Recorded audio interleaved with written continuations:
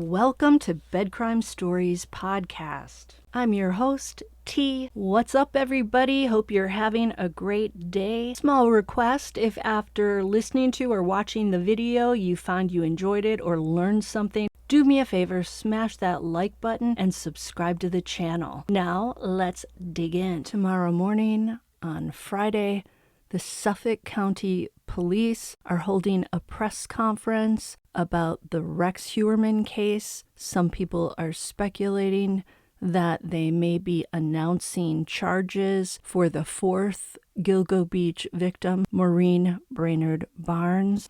I thought I'd do a little recap of her case and what we know about her disappearance. Maureen had traveled to Manhattan from Norwich, Connecticut, which is where she lived. She went with a friend that weekend. They had gone there to make some money working as escorts, but when they found out that they were banned from placing ads on Craigslist, they decided to hire a photographer and get some glamour shots of themselves. So Maureen and her friend got these photos, they got all dolled up, and then they went down to Times Square and they walked around looking fabulous and possibly making connections, I'm not sure. Maureen had a job as a telemarketer, but according to her friend who worked with her, the money wasn't enough, and Maureen needed money that weekend to pay her rent. She needed to keep a roof over her head and her two children's heads, and she was also involved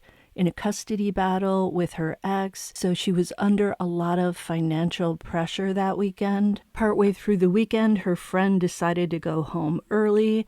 Maureen decided to stay behind because she wanted to make more money. She also spoke to her sister at some point when she was getting ready to leave Manhattan. But then on July 6th of 2007, which was the weekend, Maureen's phone was contacted by a burner phone, which I'm assuming was registered to one Rex Heuermann, allegedly. So again, that first call came in on July 6th, and then between July 6th and July 9th, there were 16 interactions between this burner phone and Brainard-Barnes' cell phone. The last cell site location for Maureen's phone was on July 9th at 11:56 p.m., so 4 minutes before midnight, in Midtown Manhattan, near the 59th Street Bridge. After that, there was no activity on Maureen's phone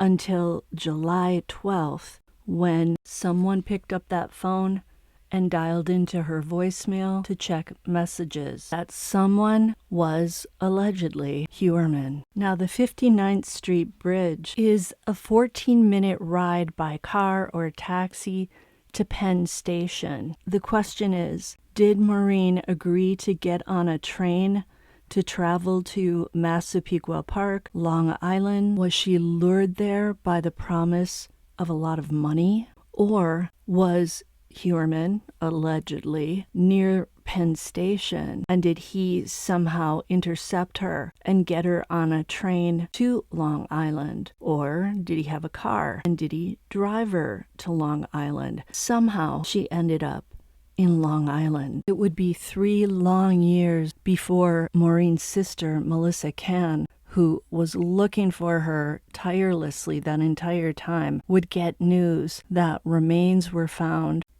in December of 2010 along Gilgo Beach that belonged to her sister, Maureen.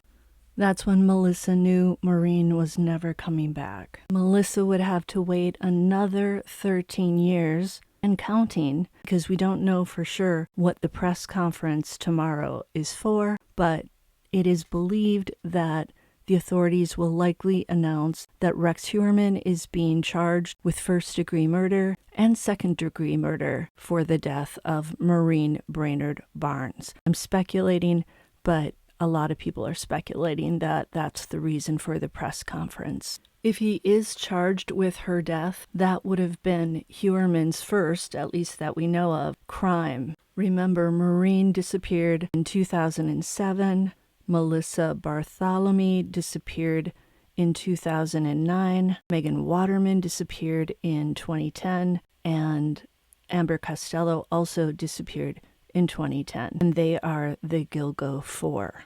And just to clarify, I was reading the bail document that has a lot of the evidence listed in it, and it said that 3 of the 4 Gilgo Beach victims were wrapped in burlap. So one of them was not wrapped in burlap. And I'm thinking that is probably Maureen Brainard-Barnes.